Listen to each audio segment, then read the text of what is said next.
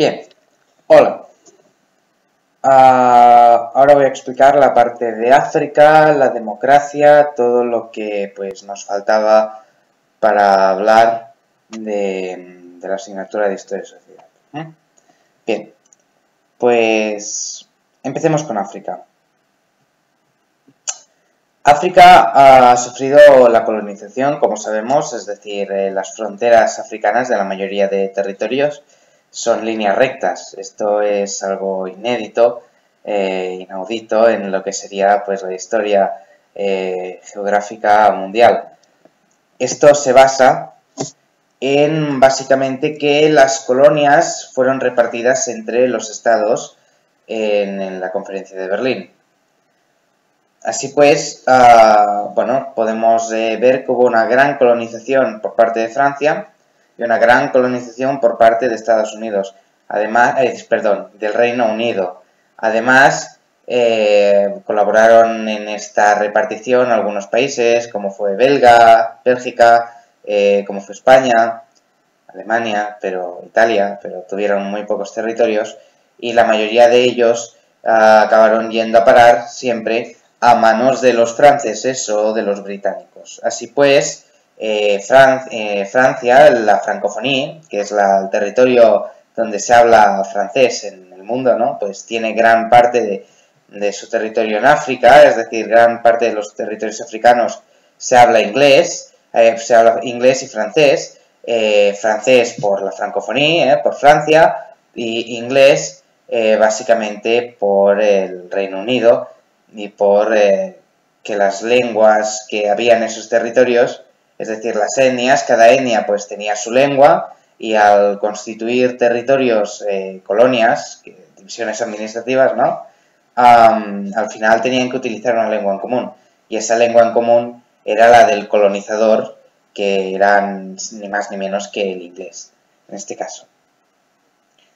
Así pues, antes de que a África llegaran los occidentales, la religión principal que había era o el Islam o el animismo.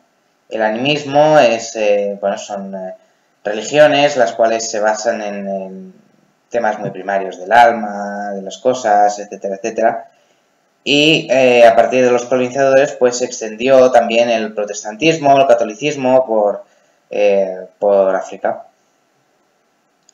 Además de la construcción de África fue dada por estas metrópolis, pero no construyeron, no desarrollaron medios de comunicación o otras cosas para la población, sino para extraer las propias materias primarias que se encontraban en la zona y llevarlas a la metrópoli. Es decir, fue un desarrollo puramente comercial, económico, no de vista social, ¿no?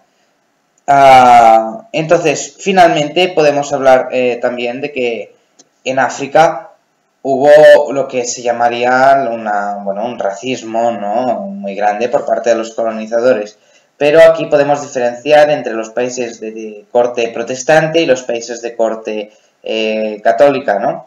Los países de corte protestante, que eran Reino Unido básicamente, ¿no?, eran mucho más racistas y trataban peor a los colonizados, ¿no?, a los habitantes de las colonias, porque la religión calvinista, el protestantismo, como sabemos, trae un determinismo histórico. Entonces, si eran negros era porque así tenía que ser, etcétera, etcétera, a diferencia de los franceses, que pese a que evidentemente los trataban de cierta manera como ciudadanos de segunda, no eran en ningún modo tan racistas como los ingleses. Por esto del catolicismo, que dice de que todos los hombres somos hijos de Dios, que hay que tratar a todos bien, etcétera, etcétera, y que no estamos determinados, por lo tanto, no nos vamos a salvar por fe, sino por nuestros actos, a diferencia de los protestantes. Por lo tanto, ellos podían tratarlos mal, que no pasaba nada, y los católicos sí que tenían que tratarlos bien, porque si no, no se salvaban, ¿no? Así, pues esta cultura, este remanente, que acaba estando en la tradición protestante, la tradición anglicana, inglesa, británica, como queremos llamarle, y la tradición francesa, que tiene pues aún cultura católica, ¿no?, pues es determinante en este caso en el trato racista que se dio en las colonias. Vale. Además, Francia trató de, en parte, mejorar esos territorios en temas de infraestructuras, etc. Bueno, los años 60, ¿qué se produjo? Se produjo una descolonización a lo grande, ¿eh? Es decir, como ganaron la guerra, etcétera, etcétera, pues dijeron, no, es que ahora tenemos que liberar a estos países del yugo del colonialismo que hemos ejercido nosotros, así que nos vamos, ¿no? Entonces las potencias administradoras pues dejaban el gobierno a los residentes del país y se iban. Así pues se crearon esos estados, ¿no? En la década de los 60 sobre todo, que pues hoy conocemos en África. Otros estados, como sería el Sáhara español, la Guinea española, que ahora se llama Guinea Ecuatorial, son estados que pues salieron un poquito más tarde, en el 1985, 1975, depende de cada uno, ¿no? Y pues, bueno, se constituyeron también en estados, pero hemos visto también que son democracias débiles y por lo tanto han llevado a un autoritarismo que luego hablaremos, ¿no? Vale. Para mantener su base productiva, las metrópolis, se debaten elementos económicos, ¿vale? Entonces, ¿qué pasa? Que cuando se independizan esos países, las metrópolis, las antiguas metrópolis, es decir, las islas británicas en este caso, o Francia, la Francia continental, el Estado francés, la República de Francia, pueden perder esa dominación. Entonces, como pueden perder esa dominación económica y ese progreso económico que han logrado gracias a esos estados, lo que deciden es que mantengan la dependencia de alguna forma, de una forma civilina, que no se note, pero que mantengan la dependencia con esas colonias, con esas metrópolis de origen. ¿Cómo? Pues primeramente accediendo a la independencia, ¿no? Pero diciendo, sí, pero vosotros recordad que estáis dentro del área de influencia de los franceses, de la francofonía, ¿no? O recordad que vosotros sois de la Commonwealth, ¿no? Podéis ser de la Commonwealth, que es todos los británicos unidos, ¿no? Del mundo mundial, etcétera, etcétera. Vale. Entonces, esto se hace con la integración, ¿no? de los países en organismos más grandes, ¿no? Después tendríamos lo que sería mantener la precariedad política, es decir, un Estado políticamente fuerte, políticamente sano, el cual no tenga ningún problema, pues evidentemente no tendrá esa necesidad de depender de otros estados. ¿Por qué? Porque él mismo con su política ya se bastará, ¿no? Pero manteniendo esa precariedad política, manteniendo esos dictadores, esas constantes guerras entre etnias, lo que generamos es un clima de inestabilidad que al final nos lleva pues que el Estado necesite ayuda, injerencias extranjeras para su estabilidad o para su no estabilidad. Finalmente encontramos el control de la economía, ¿no? Es decir, si mantenemos unas economías precarias en esos estados africanos, pues también necesitarán de los países ricos, es decir, de las metrópolis, para seguir produciendo, seguir viviendo, ¿no? Por eso se intenta que dependan de ellas y además de esa precariedad económica nacional, digamos, generan una dependencia económica de las grandes metrópolis, de los grandes países, estableciendo multinacionales de esos países dentro de los territorios africanos. Por ejemplo, hay países africanos los cuales están llenos, absolutamente llenos de, ¿cómo diríamos?, de plantaciones o de minas o de elementos, de fábricas de multinacionales que dependen, evidentemente, de la metrópoli de origen, que es donde está situada la sede de la multinacional. Así, pues, también hay una dependencia económica de esos países. Bueno, Y finalmente, que también hay que recordar que cuando se van los capitalistas o los comunistas de las zonas ocupadas, ¿no?, colonizadas,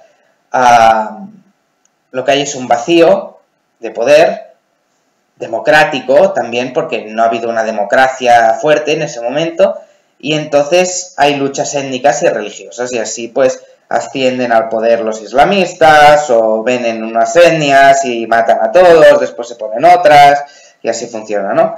Y esto nos lleva a que Occidente no tenga respuesta, y por lo tanto África ya no desea ser Occidente. África desea ser sí misma porque ha visto que Occidente ha perdido la moral, ha perdido la fuerza, ya no es el objetivo a ser, ¿no?, en muchos casos.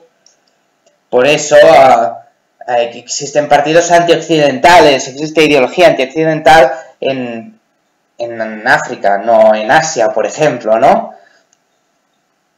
Aunque, bueno, en Asia podríamos decir que en menor medida, pero bueno, eso es otro tema. Vale. Falta del ideal europeo, este ideal, ¿no?, provoca conflictos y genera un mundo compartimentado. Entonces, para arreglar este problema del mundo compartimentado, de los conflictos constantes, etc., pueden haber dos cosas. Una, un sentimiento colectivo, moral, de hay que arreglar las cosas, nos tenemos que portar bien, querémonos todos. O dos, una voluntad autoritaria y despótica que solucione el problema. Eso sí, tiene que tener espíritu de justicia, no una voluntad despótica que quiera su propio beneficio, evidentemente. Bien. Ahora entramos en el apartado de la Guerra Fría. Así pues, cuando la Unión Soviética post-Guerra Fría, así pues, cuando la Unión Soviética cae, hay una reacción del nacionalismo ruso que intenta recrear otra vez ese imperio ruso en esa federación que ahora existe, ¿no? Ese poder que tenía, esa voluntad de dominio, y así pues vemos este carácter, ¿no?, que tiene Rusia actualmente. Existe, como ya no hay bipolaridad entre mundo comunista y mundo capitalista, lo que existe es una pretendida polaridad única, es decir, se intenta que haya solamente una polaridad que es el capitalismo, punto, y los demás pues son remanentes, ¿no? Hay pequeños puntos que aún siguen siendo comunistas, pero ya está, ¿no? Estados Unidos son los que representan, ¿no?, este ideal, y por lo tanto representan el ideal democrático. Un ideal democrático, vamos, perfecto. Se busca, por lo tanto, la globalización, es decir, la extensión a nivel mundial del modelo liberal capitalista representado por Estados Unidos, y no de la cultura, es decir, existe el internacionalismo, que es otra ideología que lo que pretende es la cooperación entre naciones y cambiar culturas, pero no, lo que se extiende es un modelo, un único modelo sobre todos. Y se busca también un ejecutivo fuerte, cada vez más, es decir, cada vez estamos viendo que la política nos lleva a unos gobiernos más fuertes y unos pueblos democráticamente más debilitados. Vale.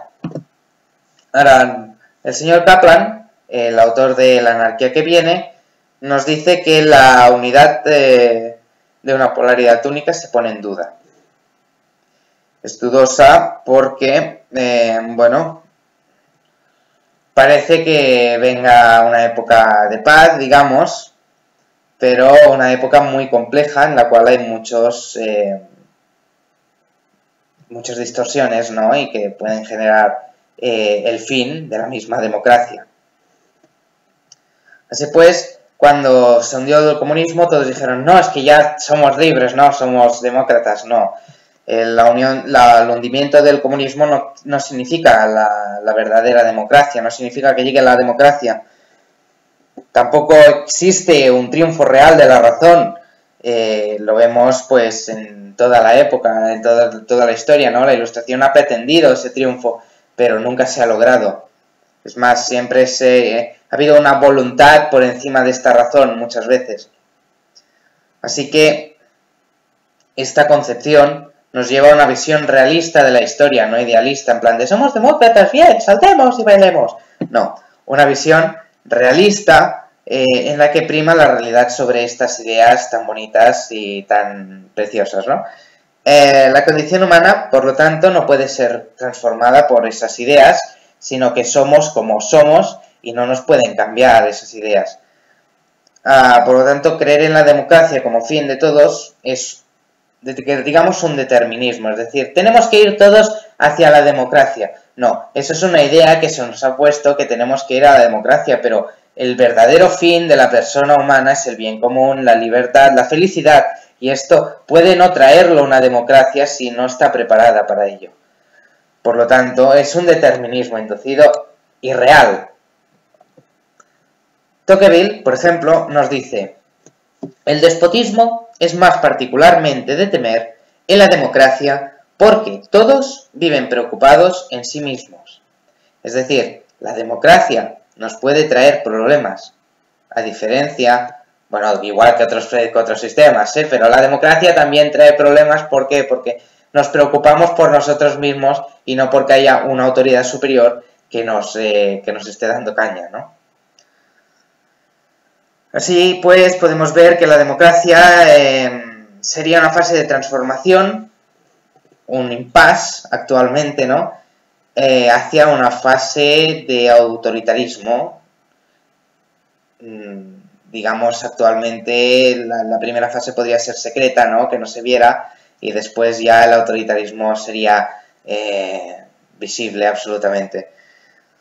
La democracia corre más peligro por causas desconocidas, entre comillas, desconocidas, que pueden ser hasta los controles económicos, las injerencias de las grandes multinacionales, los antisistemas, etcétera, etcétera. El antisistema no genera más libertad, sino que genera más control de las grandes corporaciones. Ahora hablaremos de ello, por cierto. La democracia de Estados Unidos actualmente es una oligarquía más que una democracia, es decir, los partidos políticos son pagados por las grandes corporaciones.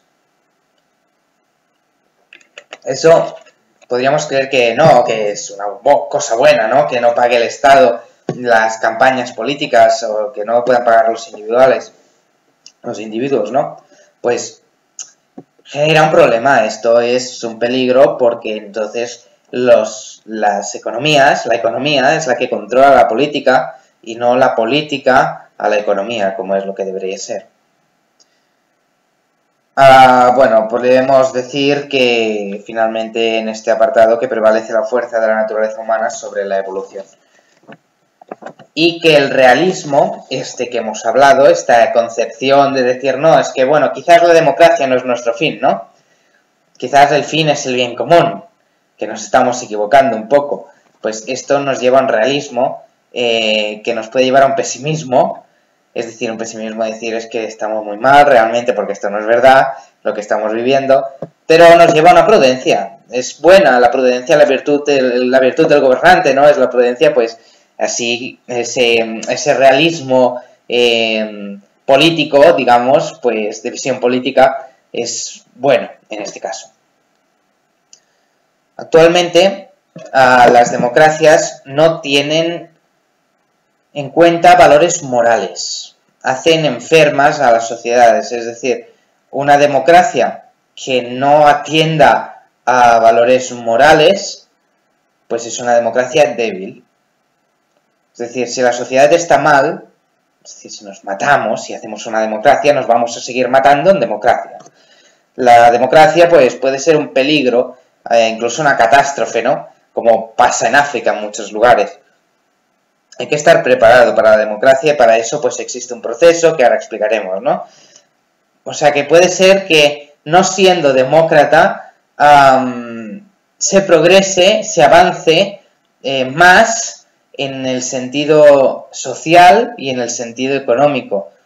Esto es lo que abogan, por ejemplo, los totalitarismos, tanto de derechas como de izquierdas.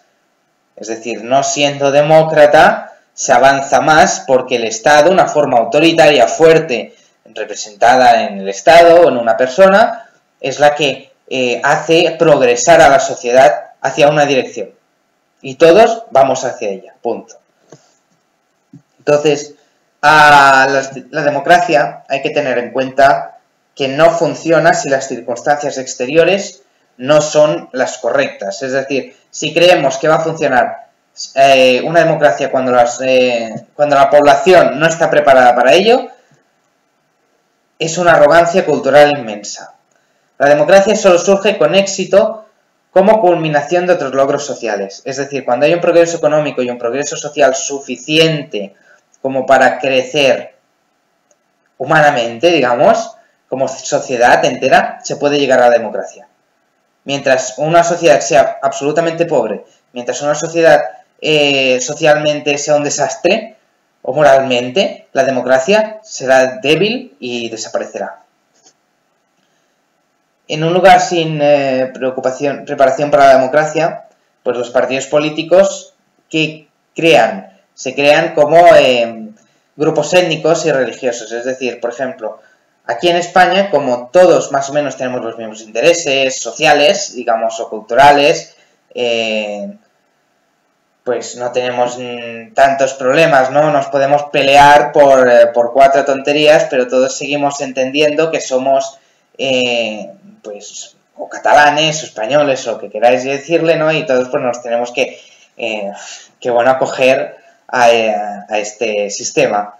Pero hay gente en otros países que pues no entienden la forma de Estado, por ejemplo, o la convivencia con otras etnias, y por lo tanto llegan al poder, llegan como un partido étnico, ¿no? Que protege a su etnia, y cuando llegan al poder destruyen las demás etnias. O un partido religioso que cuando llegan al poder suprimen las demás religiones. Esto está pasando hoy en día y es fruto de unas democracias débiles creadas por unos estados occidentales que no tenían ni idea de cómo crear una democracia desde cero.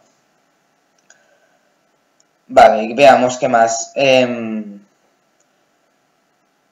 Bueno, se dice que la Constitución de Estados Unidos está formada también, está firmada por 55 hombres sin fantasma, ¿no? El de Cromwell, es decir, despotismo, autoritarismo, que hay un cierto autoritarismo, ¿no? En la Constitución de Estados Unidos, pero esto a nosotros como europeos no nos interesa.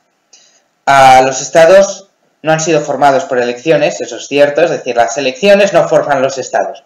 Que conste, una votación no va a formar un estado. Un estado lo forman cientos de años, quizás miles de años, ¿no? Y quizás cientos de miles de años de trabajo constante y de progreso y de diferenciación ante otras culturas, ante otros territorios, ¿no? Los sistemas multipartidistas son para países que ya tienen eso solucionado. Es decir, cuando se ha creado el Estado, entonces sí que puedes crear un sistema multipartidista. Porque pese a todo, nos queda el Estado, ¿no? Pero imaginaos que construyéramos un Estado y que cada uno tuviera unos intereses. Pues al final, como lo habríamos construido de cero, y ahora mismo, y nosotros seríamos los mismos que lo hubiéramos construido, pues diremos, mira, cortamos, ¿no? Y cada uno se coge un trocito del Estado y cada uno se forma el suyo, o unos se querrían matar a los otros para tener el control entero del territorio. ¿Entendemos? Bueno, entonces, ¿quién genera la estabilidad política suficiente para crear un Estado democrático? La clase media. No son las clases populares, ni son las clases altas, sino la clase media.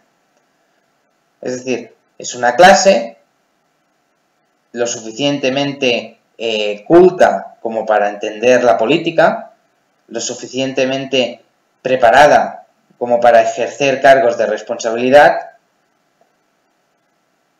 y que quiere avanzar, progresar, es decir, convertirse en algo más, pero evidentemente sin arriesgar su posición.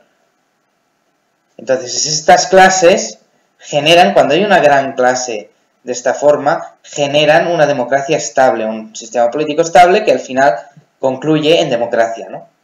Pero cuando hay un pueblo que es absolutamente analfabeto y de clase muy baja y muy pobre, como no tiene nada que perder, lo que hará será lo que le dé la gana y lo que pueda, y entonces pues pueden generar gobiernos autoritarios o gobiernos que no conduzcan a la felicidad del pueblo, sino a la propia, bueno, al propio bienestar, al propio placer, ¿no?, de la clase dominante. Vale, ¿qué más? La sociedad, en una sociedad estructurada, la gente, por lo tanto, no se mata. Y en una sociedad desestructurada significa que hay o muchísima gente pobre y muy poca gente rica, o que no hay una estructuración social lo suficientemente estable como para que no se rebelen los unos contra los otros, ¿no? Entonces esas sociedades desestructuradas pues generan monarquía o tiranía. El poder actualmente, ¿en manos de quién está? El poder actualmente está en manos de las empresas, es decir, de las corporaciones, no solo de las empresas, sino de las corporaciones. ¿Por qué? Pues ahora lo veremos. Hay dos tipos de, digamos, de tendencias, ¿no? Hay una tendencia moralista, liberal, que juzga el régimen con el ideal, es decir, como en África no tienen una democracia buena, pues implantemos la democracia porque la democracia es buena, y tú eres malo por ser un dictador. Eso es la moralista liberal, ¿no? Y después están los realistas trágicos como Hobbes, que lo que dicen es, no, lo que hace falta para que las autoridades, para que la sociedad avance es una autoridad fuerte, es un despotismo, bla, bla, bla, bla, bla, bla, ¿no? Pero lo mejor, como dijo Aristóteles, ¿no? Entre dos vicios, la virtud está en el equidistante de dos vicios, ¿no? Es decir, el medio es lo mejor. Por lo tanto, una sociedad intermedia entre ese moralismo y ese realismo trágico, pues genera un progreso. Si pues tenemos los ejemplos de Turquía, ¿no? En el cual antes el ejército estaba detrás. Bueno, veamos, Turquía, ¿no? Se deshace del Imperio Otomano y Kemal Atatürk, que es el padre de la patria turca, pues crea un Estado absolutamente laico y de corte occidental. Pero para mantener eso, hay que mantener a raya todo lo que sería el islamismo y estas cosas. Esto lo hacía el ejército. Y cuando pues se pasaban, el ejército le daba 4 azotes a la persona y cambiaban de gobierno y ya está, ¿no? Y se mantenía una estabilidad y un progreso. Actualmente, como el ejército se ha desmantelado de forma que no pueda actuar en contra de lo político, que es lo democráticamente ideal, ¿no? Es lo que sería más moralista. Lo que pasa es que ha ascendido al poder un partido islamista que está cambiando a la sociedad turca hacia una variante, digamos, un lugar más islámico, no laicista como quería Kemal Atatürk, olvidando sus principios fundacionales, ¿no? Y el ejército no puede hacer nada, por lo tanto, el moralismo nos ha llevado al islamismo, en este caso. En Perú hay una situación híbrida y, bueno, en el mundo, pues, contra menos trabajo hay más conflicto, hay más inmigración, por lo tanto, si logramos una posición intermedia en la cual encontremos que haya más trabajo, habrá menos conflictos y menos inmigración.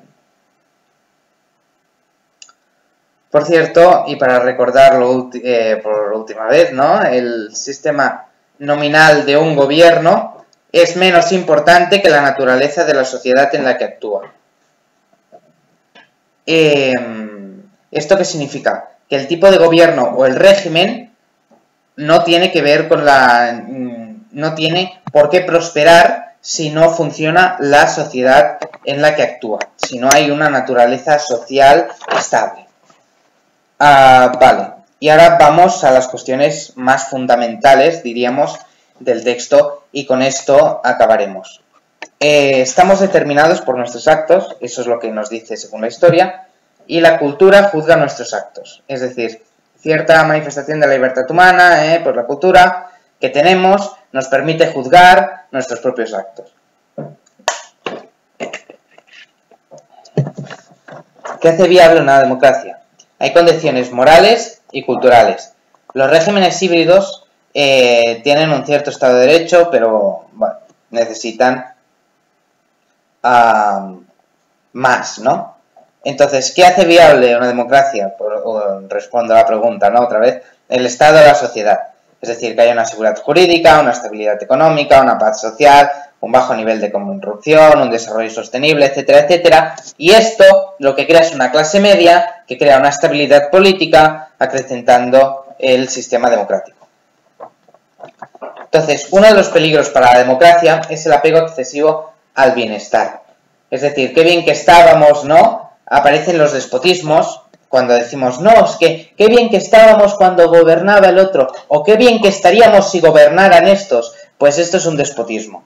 El no bienestar el que no haya bienestar genera posturas extremas, como serían, pues, Podemos, etcétera, etcétera. El gobierno, el deseo de progreso, pues genera desarrollo, y el odio contra los de más arriba, es decir, pues lo que tienen los anarquistas, por ejemplo, contra el poder económico, pues genera destrucción, pero el deseo de progreso genera desarrollo. Por ejemplo, lo vemos en las clases medias cuando se genera un desarrollo a causa de... un momento, por favor. Bien, perdonad, veamos.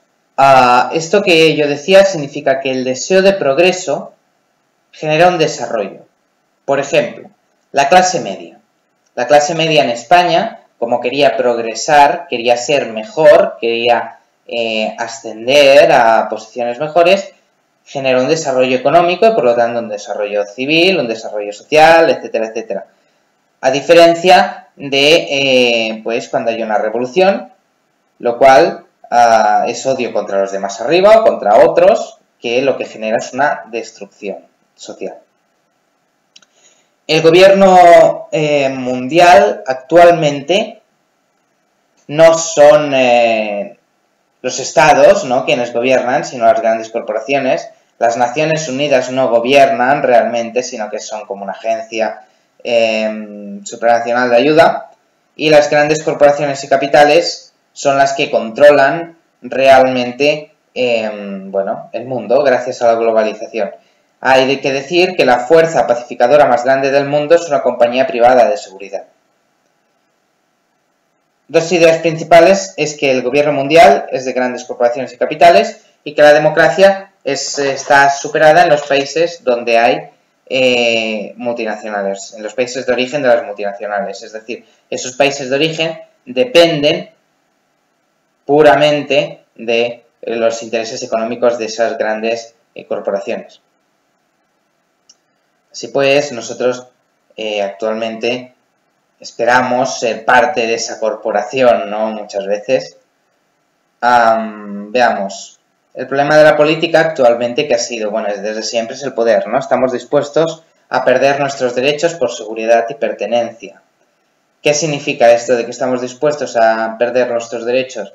Por ejemplo, cuando vais al colegio, si el profesor dice es que eres tonto, pues tú vas a tus padres y te riñan y van, o sea, y riñen al maestro, ¿no? No te riñen a ti, sino que el maestro te ha insultado, ¿no? Pero si en cambio vas al partido de fútbol y el partido de fútbol el entrenador te dice ¡gilipollas! Delante de todo el mundo, tú no vas y denuncias a nadie o el padre va y le pega una hostia al entrenador, no, sino que el padre dice muy bien por decírselo, ¿no, hombre? Y tú pues te callas también porque te importa el equipo, ¿no? Más que pues pelearte con el entrenador. Pues eso es intentar pertenecer a una corporación. ¿Y por qué intentamos pertenecer a corporaciones privadas? Porque lo público no importa. Hay una crisis de la comunidad política y la corporación pues no está sujeta a la comunidad. Además, nosotros hemos perdido ese interés por la familia. Esa familia que es bastión de libertad. Es decir, sin la familia nosotros no somos libres, no somos nada. Y en este caso, pues sí. En este caso, como no tenemos esta concepción de familia, de cuando tengo problemas voy a la familia, pues nos encontramos solos en el mundo, y como nos encontramos solos en el mundo necesitamos de alguien, de algo que nos proteja, que nos acoja, sentirnos aceptados, y ese algo, ese alguien son las corporaciones. Podemos poner un caso extremo, ¿no? Como serían las bandas organizadas de vándalos o de gamberros, ¿no? Que van todos por ahí y lo hacen todo ello para garantizar su propia, digamos, su propia pertenencia, ¿no? A la banda. O sea, no hacen violencia porque ellos quieren, sino lo hacen porque la banda se los pide para mantenerse ahí. ¿Y por qué se mantienen ahí? Porque se sienten protegidos dentro de ella. Se sienten a gusto. Bueno, veamos.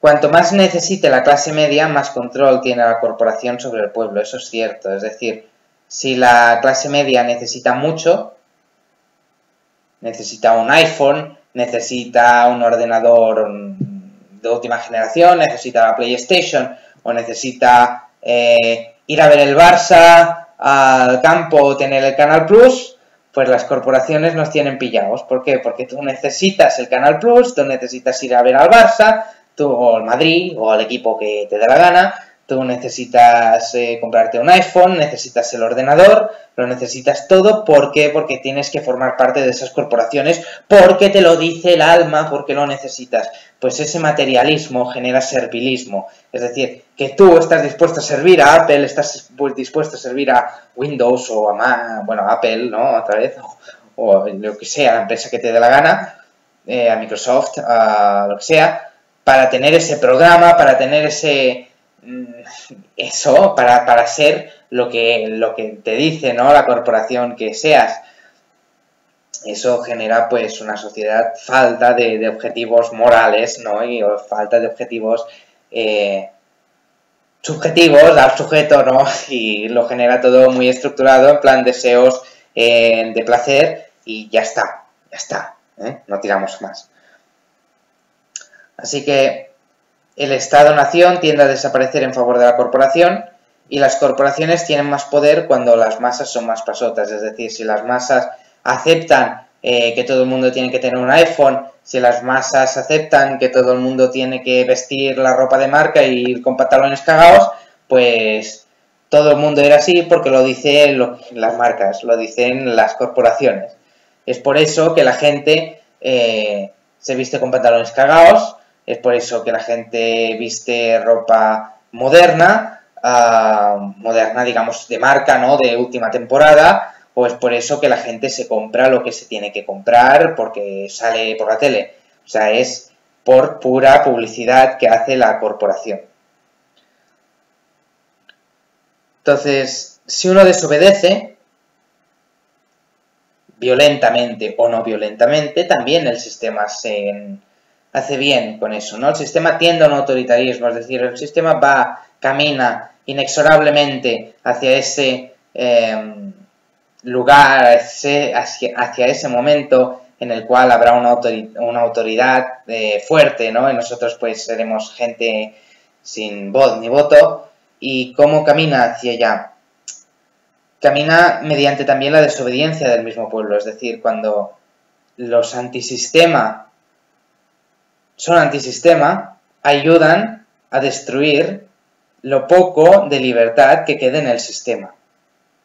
Por ejemplo, cuando los antisistema dicen no, o los muy modernos, ¿no? Digamos en este caso, dicen no, es que lo de la familia, esto ya es de épocas pasadas, tradicional, lo del matrimonio, esto no va, esto es una caca, ¿no?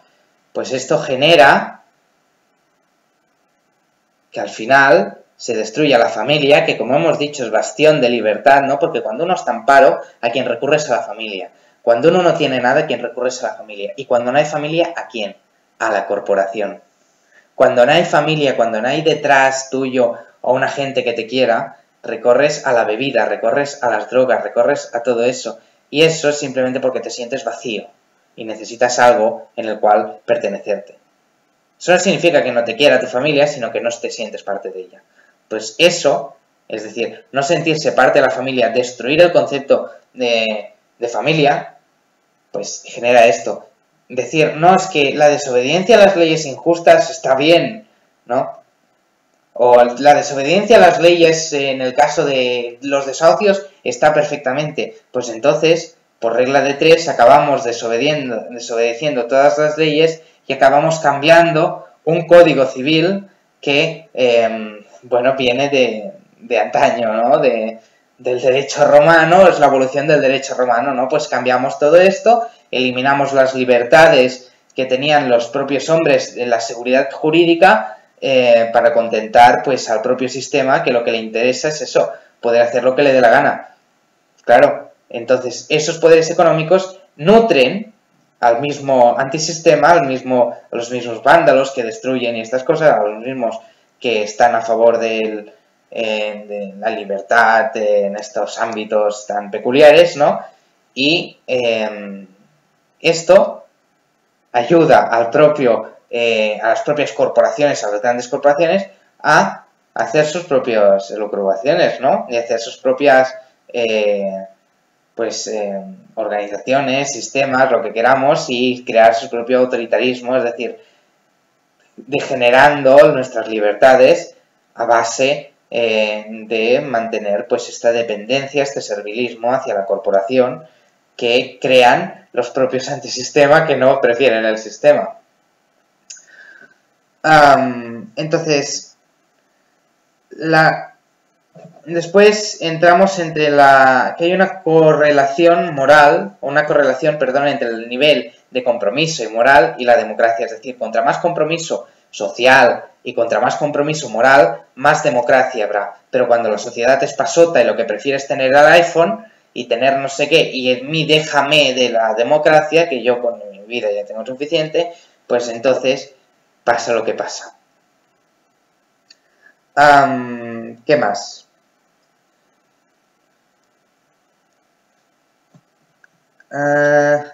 Sí. ¿Cómo se introduce la voluntad de estas corporaciones en nuestro pensamiento? Pues a través de las grandes corporaciones e intereses. A través de las grandes, corporaciones, de los mass media, etcétera, etcétera.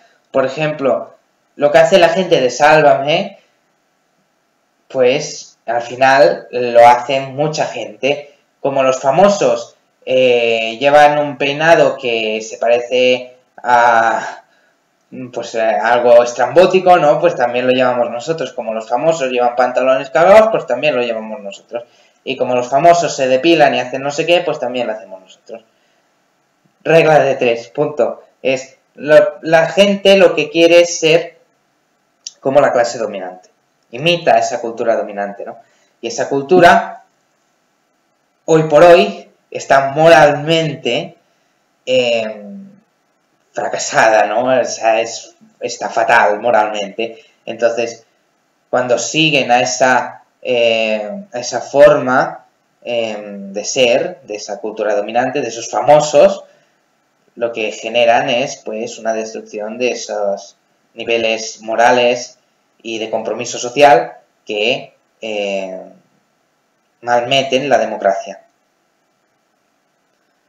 Vale, y bueno, después tenemos la persona en sí dentro de este mundo, ¿no? Puede ser una persona que tenga, digamos, un alma, el profesor dijo proletaria, pero puede ser un alma de esclavo, en este caso, ¿no? Esclavo de las corporaciones, que lo que quiere es realizarse a sí mismo por el cuerpo, gozar, vivir. Estos que se van al gimnasio, están de puta madre, hoy sí, quiero sexo y drogas, rock and roll y poco más, ¿vale? Y después están los que tendrían el alma de señores, digamos, ¿no? Estos que siguen los postulados de honor, de palabra, de trabajo, de estas cosas que han hecho progresar a la sociedad. El alma esta de esclavos lo que hace es dar pie a que las corporaciones nos controlen, porque lo que se compra en esta gente son ropa de marca y lo que quieren hacer es lo que hacen los famosos y punto, y ya está. Y lo que quieren hacer esta gente que tiene alma de señor, ¿no? Sería pues progresar culturalmente, progresar económicamente, lo que sea, pero sobre todo cultivando el alma, que es lo importante, ¿no?, para el progreso de una sociedad. Y finalmente, actualmente encontramos varios elementos para hacer mención, lo cual sería que Rusia, bueno, después de la caída del comunismo, tiene un crecimiento económico, con esta idea también de imperio ruso que hemos hablado antes, ¿no?, de ese resurgimiento del nacionalismo ruso, y ahora pues sufre unos bloqueos económicos porque el área de influencia de Rusia ha sido traicionada por Estados Unidos y por la Unión Europea, es decir, se pactó de alguna forma que hay países en los cuales la Unión Europea ni Estados Unidos intentarían entrar, porque no, ¿vale? Porque es área de influencia rusa y los otros países pues serían área de influencia europea. Pero Europa ha querido crecer más allá y Rusia pues se ha enfrentado y ahí estamos en esta pelea. Esto es lo que ha pasado. En los países árabes pues tenemos gran crecimiento del Islam y el hinduismo, que son puramente occidentales y por lo tanto generan un peligro para nuestra vida, digamos, como comunidad política, como sociedad, como civilización. Y entonces debemos remarcar que el Islam es una religión de dominación. Es decir, la política y la religión van unidas. Debes someterte al Islam. Es decir, política, ¿quién lleva la política? La lleva también en el califato, ¿no? El califa es el jefe político y es el jefe religioso, lo que en Europa no se tolera, que es el cesaropapismo, ¿no? Pues aquí es flagrante y de forma bestial esa unión. Es decir, es absoluta. Y bueno, el triunfo del Islam va asociado evidentemente a la dominación política de todos los territorios y por eso los territorios donde hay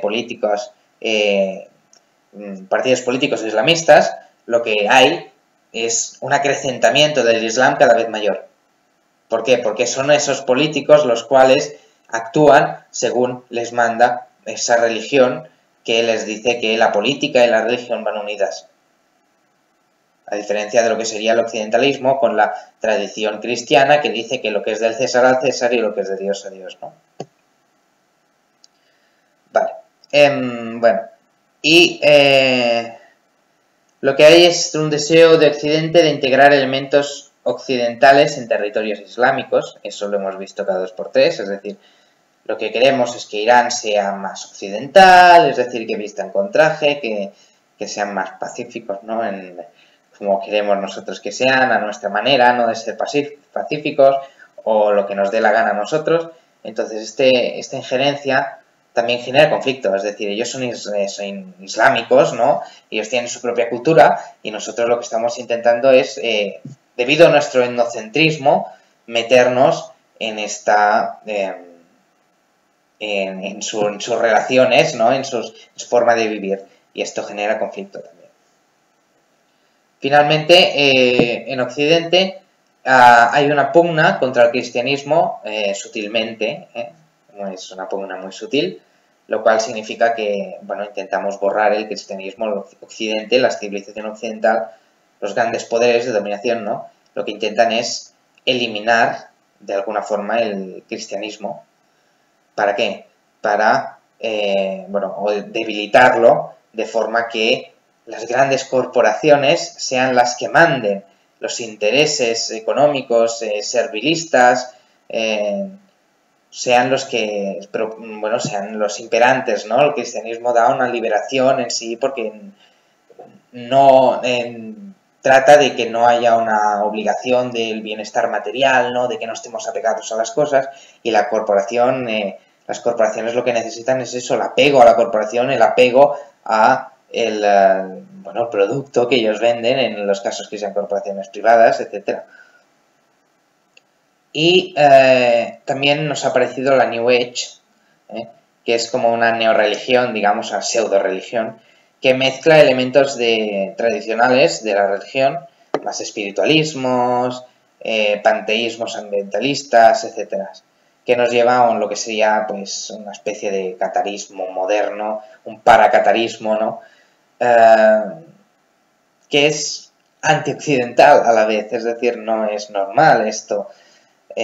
Nosotros, el occidente, cree en un logos, cree en una razón, cree en una palabra, ¿no? En un entendimiento, pero aún así un espiritualismo con un panteísmo ambientalista mezclado con una religión tradicional es un poti-poti que nadie lo ha visto en su vida y que es una creación artificial que lo único que genera son tendencias que nos hacen dar vueltas y vueltas y vueltas en el mismo lugar, pero no nos hacen progresar como comunidad.